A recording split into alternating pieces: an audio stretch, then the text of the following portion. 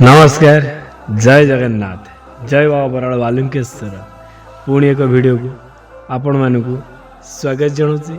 आपण मैंने केमिति अछंती आशा करुच्ची समस्ते भलर थिबे आउ खुशी रे मध्य थिबे।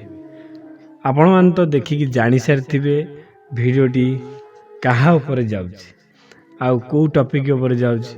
आपण माने ए वीडियो को केते मात्रा रे भल पाइया देबे ताहा आपण माने कमेंट माध्यम मतामत देबे। आज वीडियोटी स्टार्ट करिवा गोटे प्रेम कहानी ऊपर जो प्रेम कहानी की आम आखपाख बहुत पाखे अच्छी जार कथा मु कहवाई चाहूँगी सी हूँ भद्रकर भद्रक बंत पाखे घर कहला किसी एते भी मु कहार की पचार चाहेनी क्या घर कौटी आउ कौ जिलूर सी कौ गाँव क्या झी कौन मु किसी पचार चाहेनी कहीं कार पचारिकी मत कौन बा लाभ मिल सी जी कहला मोर से कथा मु विश्वास कली। आउ प्रेम कहार केतबेले कहा सहित हो जाए ता तो किए जान न था कि आज से भाई गोटे कथा जो कथाटा कि एमती गोटे क्रिटिकाल को गला गति कला ताहा आपण मैंने शुणिले जानीपर केमिति कौन होता आउ बाहाघर पाई एतिक सब कांड हो जाइथिला। चलतु स्टार्ट करिया।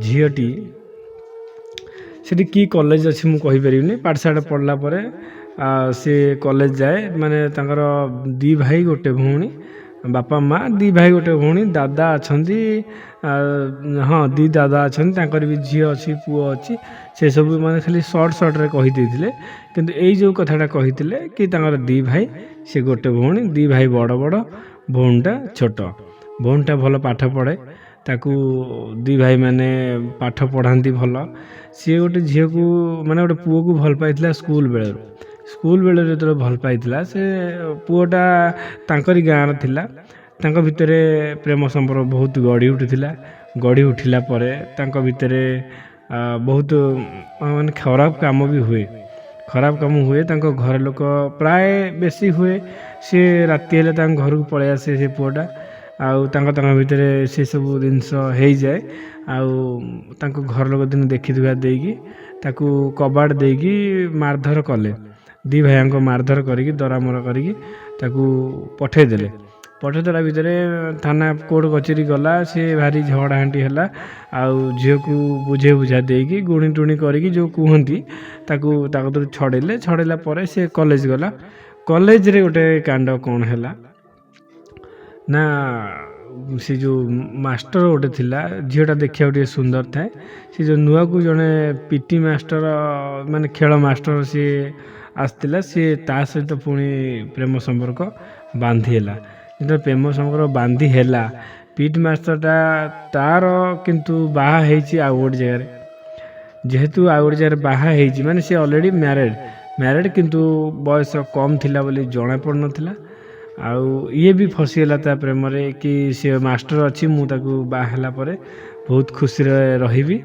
आउ मेन कथा है कौन कहल सी तो भूली जाइए कहीं गाँव में जहाँ भल पाई सी गुणी टुणी करके घर लोग भूल कि माइंड रे तो ना कि पुओ जो माने तो थाना कोर्ट कचेरी रहीगला कि दिन बाहर की आसला बहुत खोजिला डहल विकल है ता पाखे जाई पचारा तथापि सी न चिन्हला भाया रहा पुओ भारी कांदी बुबे होगी बहुत कष्ट करी से पुओटा जो पाठ सरी जाइए सी माने राजमिस्त्री काम सहित जाए बाली सीमेंट गोलिया जाए बाली सीमेंट गोला इटा फिटा दिए भारी माने कष्ट करे से पिलाटी जोटी भी बिल बाड़ी काम है सी पलाए पाठ साठ तार हुए निते किंतु भितर से जो झीटा भल पाठ पढ़े भितर बहुत संपर्क गढ़ी उठी जितेबाला सी बाहरला परे सी जो थानार थिला थानार सब फैसला है बाहरला परे बहुत दिन बहुत काल बहुत चेष्टा कला ठाकुर फाकुर जाई मुंड बाड़ेला मद पीब गंजेई टाण बहुत कष्ट कर भाईटी बहुत कष्ट कर झीटा ଝିଅଟାକୁ ଏତେ ଥର ତାଙ୍କ ଭିତରେ ଏତେ ସମ୍ପର୍କ ଥିଲା, ଯେଉଁ ସମ୍ପର୍କକୁ ଝିଅଟା ତାକୁ ଜମା ଭୁଲି ପାଇଲାନି। ନା ଝିଅଟା ଭୁଲିଗଲା ସହଜରେ ଭୁଲି ସେ ପିଟି ମାଷ୍ଟର ସହିତ ସେମିତି ଯେମିତି ମାନେ କମ୍ ଦିନ ଭଲ ପାଇବା ଭିତରେ ଭଲ ପାଇଗଲେ। ତାପରେ ଆରମ୍ଭ ହେଲା ତାଙ୍କର ପୁଣି ତା ସହିତ ସେମିତି କାରବାର ଆରମ୍ଭ ହେଲା ପରେ ତାହାର ତ ଆକୁ ବାହା ହେବାର ନାହିଁ ନା। ସେ ଯେତିକି ବି ଚେଷ୍ଟା କରୁଛି ମାନେ ଲୁଟି ନେଇଯିବ ବୋଲି ଇଜ୍ଜତ, ସେଠି ଲୁଟାଇ ନେଇ ସାରିଲା ପରେ ତାପରେ ଆକୁ ଇଗ୍ନୋର କଲା। ଆଉ ଯେତେବେଳେ ଇଗ୍ନୋର କଲା ଇଏ ତାକୁ ପାଇବା ପାଇଁ ବହୁତ ଚେଷ୍ଟା କଲା ଗୁଣି ଗାରେଡ଼ି କତି। ମାନେ ଦେଖ, ପୁଅ ଚାହୁଁଛି ଯେଉଁ ପୁଅ ସହିତ ସେ ମିଳାମିଶା କରିଥିଲା ତା ଘରେ, ଯିଏ ମାଡ଼ ଖାଇଥିଲା, ସିଏ ଠାକୁରଙ୍କ କତିରେ ମୁଣ୍ଡ ବାଡ଼ଉଛି ସମସ୍ତଙ୍କ ପାଖରେ। ସିଏ ଯେଉଁଠି ବି ଅଛି, ଯାହା ବି ଖରାପ କାମ କରିଥାଉ, ତେଣୁ ଯାହା ବି ହେଇଥାଉ, ସିଏ ମୋ ପାଖକୁ ଫେରି ଆସୁ। କିନ୍ତୁ ଇଏ ଝିଅଟା ଚାହୁଁଛି ପିଟି ମାଷ୍ଟରଟାକୁ ପାଇବା ପାଇଁ। ସିଏ ବି ଠାକୁରଙ୍କ କତିରେ ମୁଣ୍ଡିଆ ମାରୁଛି, ଗୁଣି ଟୁଣି କରୁଛି। ମାନେ ଇଏ ତାକୁ ପାଇବା ପାଇଁ କରୁଛି, ସିଏ ତାକୁ ପାଇବା ପାଇଁ କରୁଛି। ଭାଇଟା ମୋତେ ଯେତେବେଳେ ମାନେ ସବୁଆଡ଼ୁ ହାର ମାନିଗଲା। ଏଇଟା ଆପଣମାନେ ବୁଝିଥିବେ କେତେ ମାତ୍ରାରେ ବିଶ୍ୱାସ କରିବେ କ'ଣ କରିବେ ମୁଁ କହିପାରିବିନି। କିନ୍ତୁ ମୁଁ ଆପଣଙ୍କୁ ଗୋଟେ ପ୍ରକାର ବିଶ୍ୱାସ ଦେଉଛି। ଆପଣମାନେ ବିଶ୍ୱାସ କଲେ ଭଲ, ନ କଲେ ବି ଆପଣଙ୍କ କଥା। ଦେଖନ୍ତୁ, ସବୁଆଡ଼ୁ ହାର ମାନି ସାରିଲା ପରେ ସିଏ ଯେତେବେଳେ ଦେଖିଲା ମୋ ସହିତ ଯେଉଁ ଝିଅଟା, ମୁଁ ଯାହା ସହିତ ଏତେ ସବୁ କାରବାର କରିଛି, ତାକୁ ବାହା ହେଲା ପରେ ସେ ଜିନିଷ ମୋର ହେଇଥାନ୍ତା, ଆଜି ସେଇ ଜିନିଷକୁ ଆଉ କିଏ ପାଉଛି। ତା ମାଇଣ୍ଡ ପୁରା ଏତେ ପାଗଳ ହେଇଗଲା ଯେ ସେ ଗଞ୍ଜେଇ ଟାଣ, ମଦ ପିଇ, ଡ୍ରଗ୍ସ ନେ, ସବୁ ଏତେ ପୁରା ଡିପ୍ରେସନ୍ ପଳେଇଲା ଯେ ମାନେ ପୁରା ପାଗଳ ଭଳିଆ ହେଇଗଲା। ଦେଖ, ନିଜ ଜିନିଷଟା ଯଦି ଆଉ କିଏ ନେଇଯିବ ତାହେଲେ କ'ଣ ହେବ।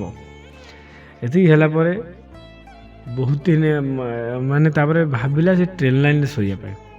ପାଖରେ ତାଙ୍କ ଗାଁ ପାଖରେ ଟ୍ରେନ୍ ଲାଇନ୍ ଯାଇଛି। ସେ ଭାବିଲା ଟ୍ରେନ୍ ଲାଇନ୍ରେ ଶୋଇପଡ଼ିବ, ଆଉ ସକାଳ ପାଇଲେ ଶୋଇପଡ଼ିବ। ଆଜି ରାତିଟା ଯେମିତି ଯାହା କରି କଟିଯାଉ, ପୁରା ବଡ଼ି ସକାଳେ ଯିବି, ଟ୍ରେନ୍ ଲାଇନ୍ରେ ମୁଣ୍ଡ ଦେଖେଇଦେବି, କଟିଯିବ। ତେଣିକି ନା ମୁଁ ଥିବି ନା ଏତେ ଦୁଃଖ ସହିବି। ସତରେ ସେ ରାତି ସାରା ପ୍ଲାନ୍ କଲା ଭୋରୁ ଯିବା ପାଇଁ।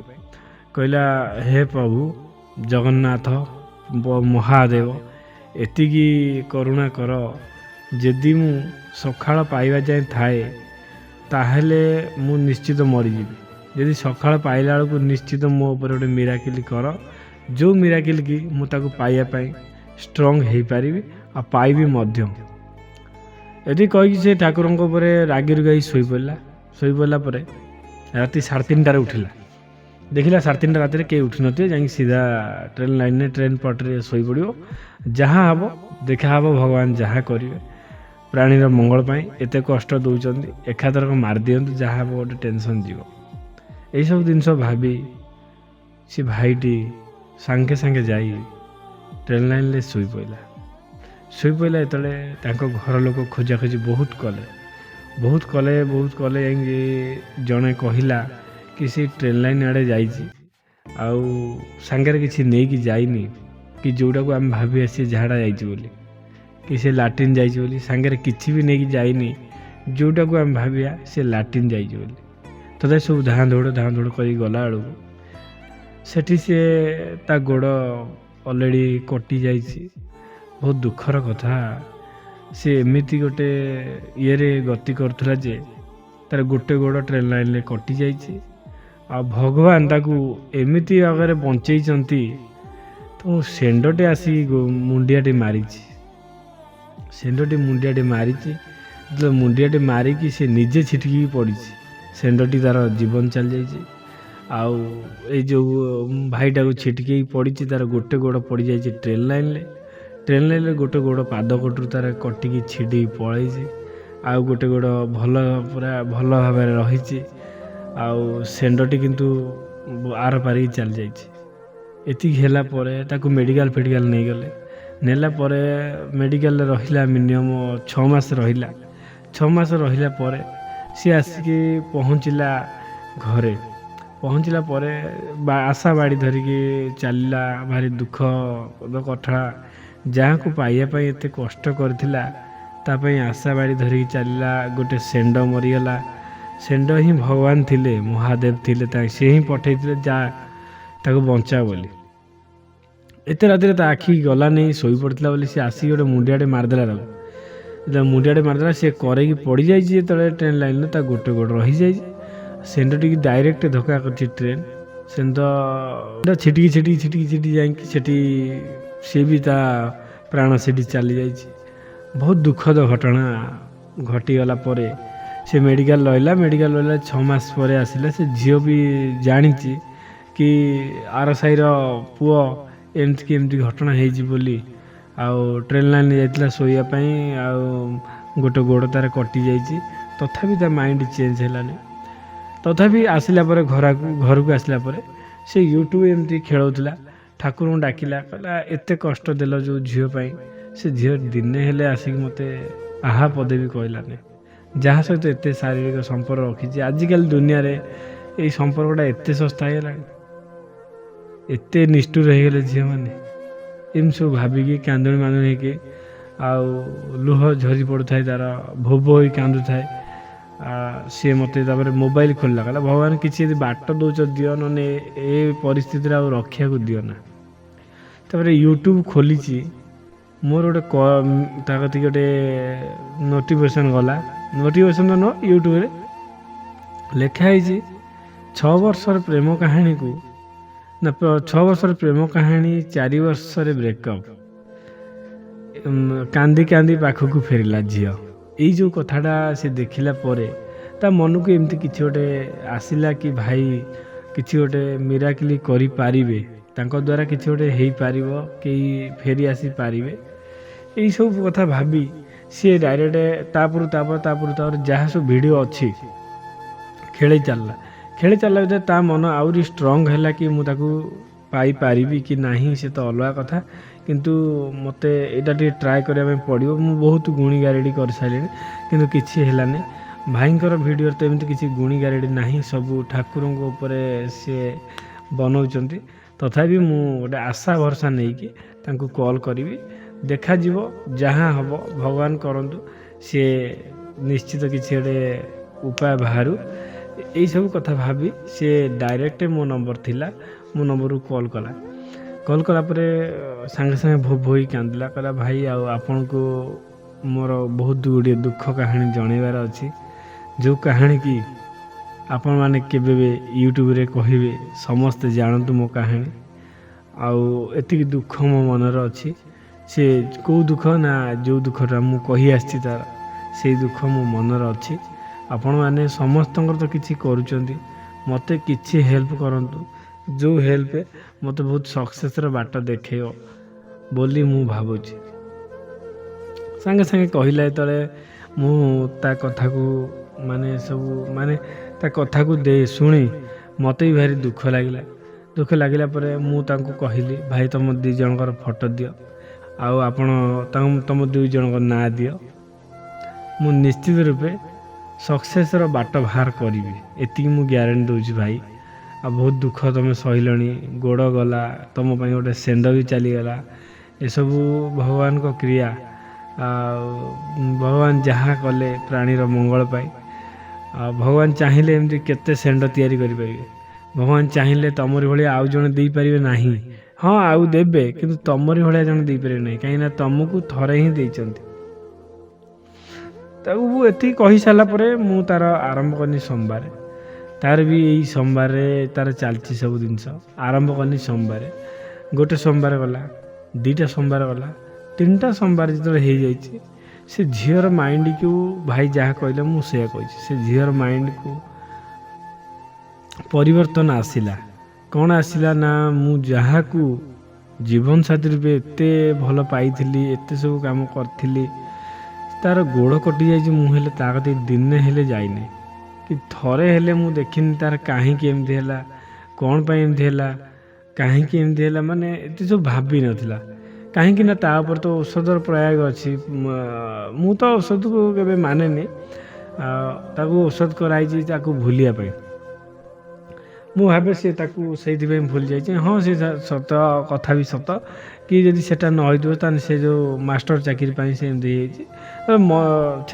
ଛାଡ଼, ମନ ପରିବର୍ତ୍ତନ ହେଇଛି, ସେ ନିଶ୍ଚିତ ଯାହା ବି ହେଲେ ଆସିବ ମାନେ ନିଶ୍ଚିତ ଆସିବ, ପଚାରିବ। ସେ ମନ ପରିବର୍ତ୍ତନ ହେଇଛି ହେଲା ପରେ ସେ ଗୋଟେ ଛୋଟ ଛୁଆକୁ ପଠେଇଲା ପରେ କହିଲା ଦିଦି ତୁମ ସହିତ କଥା ହେବା ପାଇଁ ଚାହୁଁଛି। ଇଏ ସେଠି କହିଲା ଆଉ କ'ଣ ବା ଅଛି ମୋ ପାଖରେ କଥା ହେବ, କାହିଁକି ନା ମୋ ପାଖରେ ତ ଆଉ କିଛି ନାହିଁ, ମୋ ପାଖରେ ଠିଆ ହେବା ପାଇଁ ଗୋଡ଼ ବି ନାହିଁ, କଥା ହେବ କ'ଣ? ଆଉ ମୁଁ ବି ରୋଜଗାର କରିକି ଆଣି ଦେଇପାରିବି ନାହିଁ, କିଛି ଦେଇପାରିବିନି, ମୁଁ ଭିକ ମାଗିକି ଖାଇବା ଛଡ଼ା ମୋ ପାଖରେ ଆଉ କିଛି ନାହିଁ। ଗୋଟେ ଗୋଡ଼ କଟିଯାଇଛି, ଆଉ ମୁଁ ଭିକ ମାଗିକି ମଧ୍ୟ ଖାଉଛି, ଯିଏ ଯାହା ଦେଲା ସାହାଯ୍ୟ କଲା ମୁଁ ଚଳୁଛି। ଆଉ ତାକୁ ବାହା ହେଇକି ଖୁସିରେ ତ ରଖିପାରିବି ନାହିଁ, କାହିଁକିନା ସିଏ ବହୁତ ବଡ଼ ଘରର ଝିଅ, ଆଉ କିଛି ଲାଭ ହେବ ନାହିଁ। ତାକୁ ତମେ ମନା କରିଦେ ଝିଅ, କିଛି ଏ ଭାଇ ପାଖରେ ଆଉ ପାଇବାର ନାହିଁ କି କିଛି ହରେଇବାର ବି ନାହିଁ। ଯାହା ହରେଇବାର ଥିଲା ମୁଁ ହରେଇଲି, ଯାହା ପାଇବାର ଥିଲା ସିଏ ପାଇଲା। ଆଉ ଏଠି ଆସିକି ମୋ ଘରେ ରୋଜଗାର ନାହିଁ, କିଛି ନାହିଁ, ମୋ ପାଖରେ ସାହାରା ବୋଲି କେହି ନାହାନ୍ତି। ଏଇ ଓଡ଼ିଶା ସାରା ଲୋକ ଯୁଆଡ଼େ ମୁଁ ଭିକ ମାଗିକି ଖାଇଦେ, କାହିଁକି ନା ତାର ତ ଗୋଡ଼ ନାହିଁ ନା, କାମ କେମିତି କରିବ? କାମ କରେ, କି କାମ କରେ ନା ବାଲି ସିମେଣ୍ଟ ଗୋଳାଏ, କିନ୍ତୁ ହୃଦୟରୁ ବହୁତ ଭଲ ପିଲାଟେ ଥିଲା। ଆଉ ଆଜି ତା କତିରେ କିଛି ନାହିଁ, ଭିକ ମାଗିକି ଖାଉଛି ଭଦ୍ରକ ମାର୍କେଟରେ। କେଉଁ ଜାଗାରେ ସେ କେଉଁଠି କେତେବେଳେ ରହୁଛି ମୁଁ କହିପାରିବିନି, ଭିକ ମାଗିକି ଖାଏ। ତାପରେ ସେ ଯେତେବେଳେ ସେ ପଠେଇଲା ପରେ ଝିଅଟାକୁ ଯାଇକି ସେମିତି କହିଲା ନା ତା ଭାଇନା କହିଲେ ମୋ ପାଖରେ କିଛି ସେମିତି ଆଉ ନାହିଁ କି ମୁଁ ତୁମକୁ ପାଇବା ପାଇଁ ଚେଷ୍ଟା କରିବି, ଏମିତି କିଛି ବି ନାହିଁ, ମୁଁ ଆଉ ହରାଇବା ପାଇଁ ବି ଚାହିଁବି, କିଛି ବି ମୋ ପାଖରେ ଆଉ ନାହିଁ, ଯାହା ଥିଲା ସବୁ ଚାଲିଗଲା। ରୋଜଗାର ମୁଁ କରେ 400 ଟଙ୍କା ଲେଖେ, ମାସରେ 10ଟା 15ଟା କାମ କଲେ ବହୁତ ହେଇଯାଏ, ଆଉ କାମ ମିଳେ ନାହିଁ। ସେତିକିରେ ବି ମୁଁ ତାକୁ ବହୁତ କଷ୍ଟ କରି ଆଉ ତା ଖୁସି ଚାହିଁଥିଲି, କିନ୍ତୁ ଆଜି ସିଏ ମାଡ଼ ମୁଁ ଖାଇଲି, କିନ୍ତୁ ସିଏ ମୋତେ ଭୁଲି ଯାଇ ଆଉ ଜଣ ସହିତ ଖରାପ କାମ କଲା। ଏଇସବୁ କଥା ଯାଇକି ସେ ଝିଅଟା ସେ ଦିଦିକି କହିଲା ପରେ ସିଏ ବସି ପଡ଼ିଲା, ଏତେ କଷ୍ଟ ଲାଗିଲା ତାକୁ, ଆଉ ଭାରି ବାଧିଲା ତାକୁ ଏସବୁ କଥା। ବସି ପଡ଼ିଲା ପରେ 2 ଦିନ 3 ଦିନ ଗଲା। ଏଇଟା ଏବେ ମାସେ ତଳର କାହାଣୀ କହୁଥିଲି ମୁଁ। ଆଉ ଏବେ ହେଇଛି ସକ୍ସେସ୍ ହେଇଛି, 7-8 ଦିନ ତଳର କଥା, ମୋତେ ଟିକେ ଫାଙ୍କା ହେଉନଥିଲା କହିବା ପାଇଁ। ସେ ବସି ପଡ଼ିଲା ପରେ ସାଙ୍ଗେ ଯାଇ ତା ମାଆକୁ କହିଲା ଦେଖ, ସିଏ ମୋ ପାଇଁ ତା ଗୋଡ଼ କଟିଗଲା, ମରିବା ପାଇଁ ଯାଉଥିଲା, ମହାଦେବ ତାଙ୍କୁ ବଞ୍ଚେଇଲା ପରେ ଗୋଡ଼ଟି କଟିଗଲା। ସେ ବହୁତ କଷ୍ଟ ପାଇଲା, ତା ମନରେ ଏତିକି ରାଗ ନାହିଁ କି ମୁଁ ତାରି ପାଇଁ ମାଡ଼ ଖାଇଲି, ଗୋଡ଼ କଟିଲା, ସବୁ ହେଲା ବୋଲି ମୁଁ ତାକୁ ହିଁ ବାହା ହେବି, ତାକୁ ହିଁ ଜୀବନସାଥୀ କରି ରଖିବି। ତା ମାଆ କହିଲା ତା ପାଖରେ ତ ଗୋଡ଼ ନାହିଁ, ତୁ ଚଳିବୁ କେମିତି? ଝିଅଟା ଭଲ ପାଠ ପଢ଼ିଥିଲା, କହିଲା ମୁଁ ଚାକିରି କରିବି, ତାକୁ ଚଳେଇବି, ତୋର ମାମା ଦାୟିତ୍ୱ ଏତିକି, ତାକୁ ମୋ ସହିତ ଏକାଠି କରିଦେ, ଆଉ ମୁଁ କିଛି ଚାହିଁବିନି। ଯଦି ତୁ ଏକାଠି ନ କରିବୁ, ମୁଁ ଏକୁଟିଆ ଶୋଉଛି, କେତେବେଳେ ଦୌଡ଼ା ଦେଇ ମରିଯିବି, ତାହା କେହି ଦେଖିପାରିବ ନାହିଁ। ସବୁଦିନ ପାଇଁ ତୋ ଝିଅକୁ ହରେଇବୁ, ଆଉ ଭାଇମାନଙ୍କୁ ମୁଣ୍ଡରେ ବସେଇ ବୁଲିବୁ। ଏତିକି କହିଲା ପରେ ତା ମାଆ ବି ଚିନ୍ତାରେ ପଡ଼ିଗଲା, କ'ଣ କରିବ କହି ସମସ୍ତେ ଚିନ୍ତାରେ ପଡ଼ିଲା ପରେ ଝିଅ ନିଜେ ଗଲା, ତା ଚାଳ ଘର କତିକି ଯାଇ ପହଞ୍ଚିଲା ପରେ ତା ଚାଳ ଘର ଉପରେ ପାଲ ପଡ଼ିଛି, ମାନେ ମାଗିକି ଖାଉଛି ନା, କେଉଁଠୁ ଆଣିବ? ପାଲ ପଡ଼ିଛି, ପାଲ ପଡ଼ିବା ଭିତରେ ଦେଖିକି ଆଉ ସହିପାରିଲାନି, ଆଉ ତା ଗୋଡ଼ ହାତ ତଳେ ଯାଇ ପଡ଼ିଗଲା। କହିଲା ଏତିକି ସବୁ ଭୁଲ ମୋରି ପାଇଁ ହେଇଛି, ଆଉ ମୋତେ ସେ ଭୁଲକୁ ସୁଧାରିବା ପାଇଁ ଦିଅ।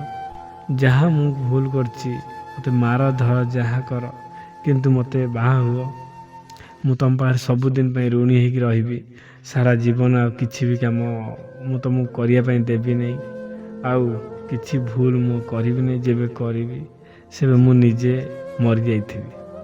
ଏତିକି କହିକି ରିକ୍ୱେଷ୍ଟ କରିକି ତାକୁ ବହୁତ ଭୁଲ ଭାଲ ମାଗିଲା ପରେ ସେ କହିଲା ଯାହା ହେଲା, ଆଉ ମୁଁ ଭାଇଙ୍କି ଲଗେଇବି ଫୋନ୍, ତାପରେ ତୁମ ସହିତ କଥା ହେବି। ତାପରେ ମୋତେ ଫୋନ୍ ବାର କରିଥାନ୍ତି, ରବିବାର ବଜାର ବୋଲି ଜାମ୍ ଥାଏ, ମୁଁ କୁହେ ମୋତେ ଲୋକ ବହୁତ ଫୋନ୍ ତ ଆସେ ସେଦିନ ଠାକୁରଙ୍କ ପାଇଁ ପୂଜା ପାଇଁ। ଆଉ ସେ ଫୋନ୍ ବାର ବାର କରୁଛି, କଲା ଭିତରେ ମୁଁ ଫ୍ରି ହେଇକି ତାକୁ କଲ୍ କରିନି ଥରେ। ସେ ମୋତେ ଏଇ କଥା କହିଲେ ଫେରି ଆସିଛନ୍ତି ବାହାଘର ପାଇଁ କହୁଛନ୍ତି, କ'ଣ କରିବି?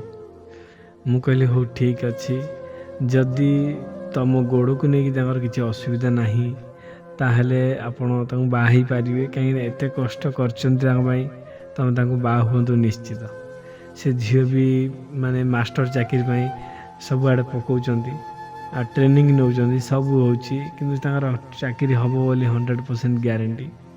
ସିଏ ଏତିକି ତାଙ୍କୁ କହିକି ମାନେ ସେ କେତେ ବଡ଼ଲୋକ ହେଇକି ବି ଗରିବ ପାଖକୁ ପୁଣି ରିଟର୍ଣ୍ଣ କଲେ।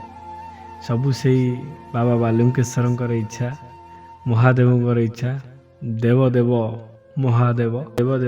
ମହାଦେବ ଏତିକି ଇଚ୍ଛା, ତାଙ୍କ ଇଚ୍ଛାରେ ସବୁ କିଛି ହେଇପାରିଲା। ଆଉ ହଁ, ସବୁ ଇଚ୍ଛା ଗୋଟିଏ କାମ ପାଇଁ ହେଇଛି, ଶିବଙ୍କୁ ଆମେ ସନ୍ତୁଷ୍ଟ କରିବା ପାଇଁ। ବହୁତ ଦୁଃଖ ଲାଗିଥିଲା ସେ ଘଟଣା ଏଇ ଜୀବନରେ କାହାର ନ ଆସୁ। ଯେଉଁ ଭାଇ ଭଉଣୀମାନଙ୍କର ଏମିତି ହେଇପାରୁନାହିଁ, ସେମାନେ ମୋତେ କଲ୍ କରିବେ, ନିଶ୍ଚିତ ହେବ। ଆଜିର ଭିଡ଼ିଓରେ ଏତିକି। ଭିଡ଼ିଓଟି ଆପଣଙ୍କୁ ଭଲ ଲାଗିଥିଲେ ପ୍ଲିଜ୍ ଆପଣଙ୍କୁ ରିକ୍ୱେଷ୍ଟ କରୁଛି, ଆପଣମାନେ କମେଣ୍ଟ ମାଧ୍ୟମରେ ଜଣାଇବେ ଭିଡ଼ିଓଟି ଆପଣଙ୍କୁ କେମିତି ଲାଗିଲା ବୋଲି। ଯେତେ ଆପଣମାନେ କମେଣ୍ଟ ମାଧ୍ୟମରେ ଜଣାଇବେ। ଆଜି ପାଇଁ ଏତିକି। ଆଜି ଆଉ କୌଣସି ପ୍ରକାର ଭିଡ଼ିଓ ହେବ ନାହିଁ। 5ଟା ଭିଡ଼ିଓ ପେଣ୍ଡିଂ ହେଇକି ଥିଲା, ମାନେ ଲୋକଙ୍କର ଅନୁଭୂତି। ଆଜି ଗୋଟେ କଟିଗଲା, ପୁଣି କାଲି ଯେଉଁ ଗୋଟେ ଆସିବ ସେଥିରେ ଆପଣମାନେ ନିଶ୍ଚିତ ପୁଣି ହସିବେ। ଯେମିତି DJ ବଜେଇ ନାଚୁଥିଲା, ହସୁଥିଲେ, କାଲି ଭିଡ଼ିଓରେ ଆପଣମାନେ ପୁଣି ହସିବେ। ପହରଦିନ ଯେଉଁ ଭିଡ଼ିଓ ଆସିବ, ଆପଣମାନେ ସେ ଭିଡ଼ିଓକୁ ଆପଣମାନେ କେତେ ଭଲ ପାଇବା ଦେବେ ମୁଁ କହିପାରିବିନି। କାହିଁକିନା ସେ ଭିଡ଼ିଓରେ ବହୁତ ଗୁଡ଼ିଏ ଦୁଃଖଦ କାହାଣୀ ରହିଛି। ଯେଉଁ ଦୁଃଖଦ କାହାଣୀ ଟିକେ ମୁଁ ଆପଣଙ୍କୁ କହି ରଖୁଛି। 6 ବର୍ଷର ପ୍ରେମ କାହାଣୀ ଭିତରେ ବର୍ଷେକର ବ୍ରେକଅପ୍। ସେଇ ବର୍ଷକ ଭିତରେ ଝିଅ ଏତେ ପାଗଳି ହେଇଗଲା ଯେ ପାଗଳା ମେଡ଼ିକାଲରେ ତାଙ୍କୁ ଆଡ଼ମିସନ୍ ହେଲା ପରେ ତାଙ୍କ ବାପା ମା ଏତେ କାନ୍ଦିଲେ, ତାଙ୍କ ମା ମୋତେ କଲ୍ କଲେ। ମା କଲ୍ କରିକି କହିଲେ ଏଇସବୁ ଘଟଣା କି ପୁଅ ଝିଅ ସହିତ ସବୁ ସମ୍ପର୍କ ରଖି ପିଲାପିଲି ନଷ୍ଟ କରି ଶେଷରେ ତାକୁ ଛାଡ଼ି ଦେଇଛି। ମୋ ଝିଅ ଏତେ ହତଭାଗୀ ଯେ ତାକୁ ପାଇବା ପାଇଁ ପୁରା ପାଗଳି ହେଇଗଲା। ହେଲା ପରେ ଏବେ ମେଡ଼ିକାଲରେ ଆଡ଼ମିଟ୍ ହେଇଛି। ଆଉ ତା ଫେରିବା ବାଟକୁ ମୁଁ ଚାହିଁ ରହିଛି, ସେ କେବେ ଭଲ ହେଇ ଫେରିବ। ଆଉ ଏତିକି ବାବା କର, ମୋର କେହି ନାହାନ୍ତି, ତମେ ଗୋଟେ ପୁଅ ଭଳିଆ, ମୋର ସେ ସାନ ଝିଅ ହେଲେ ତମେ ବଡ଼ ପୁଅ, ଏତିକି କର, ସେ ମୋ ପାଖକୁ ନିଶ୍ଚିତ ଫେରି ଆସନ୍ତୁ। ଏତିକି କହିଥିଲେ। ତା କାହାଣୀ ବହୁତ ସୁନ୍ଦରମୟ କାହାଣୀ। ସେ କାହାଣୀରେ ଆପଣମାନେ ଶୁଣିଲେ ନିଶ୍ଚିତ କାନ୍ଦି ପକାଇବେ। ମୁଁ ଆପଣଙ୍କୁ ସେ କାହାଣୀରେ ନିଶ୍ଚିତ ସବୁ ଯାହା ଘଟଣା ହେଇଥିଲା ସବୁ କହିବି। ଆପଣମାନେ ନିଶ୍ଚିତ ସେ କାହାଣୀଟାକୁ ଶୁଣିକି ଦୁଃଖ କରିବେ। ଆଜି ପାଇଁ ଏତିକି, ପୁଣି ଦେଖା ହେବ କାଲି। ପହରଦିନ ଯେଉଁ ଭିଡ଼ିଓଟା ଆସିବ ସେ ହେଉଛି ଏଇ ଭିଡ଼ିଓ। ଆଜି ପାଇଁ ରହିଲି। ଜୟ ଜଗନ୍ନାଥ, ଜୟ ବାବା ବରାଳ ବାଲୁଙ୍କେଶ୍ୱର। ବଞ୍ଚିଯାଇକି ଥିଲେ ପୁଣି ଆମେ କାଲି ଦେଖାଯିବା। ଭଉଣୀମାନଙ୍କୁ ନମସ୍କାର, ହୃଦୟରୁ ନମସ୍କାର, ଝିଆରୀକୁ ନମସ୍କାର। ଯାହାକୁ ମୁଁ ଝିଅ କରିଛି ସେ ନିଜେ ଜାଣିଛି, କାହାକୁ ମୁଁ ଝିଅ କରିଛି।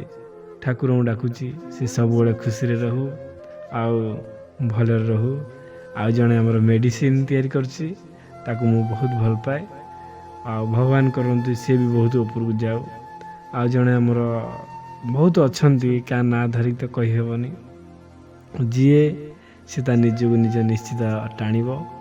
ଆଉ ଭାଇ କାହାକୁ କହିବା ପାଇଁ ଚାହୁଁଛି, ଆଉ ଆମ ଝିଅକୁ କହୁଛି ଭିଡ଼ିଓ ମାଧ୍ୟମରେ, ଝିଅ ତୁ ନିଶ୍ଚିତ ଉପରକୁ ଉଠିବୁ। ଠାକୁରଙ୍କୁ ଡାକୁଛି, ସବୁକିଛି ଠିକ୍ ହେଇଯିବ। ରହିଲି। ଜୟ ଜଗନ୍ନାଥ, ଜୟ ବାବା ବରାଳ ବାଲୁଙ୍କେଶ୍ୱର।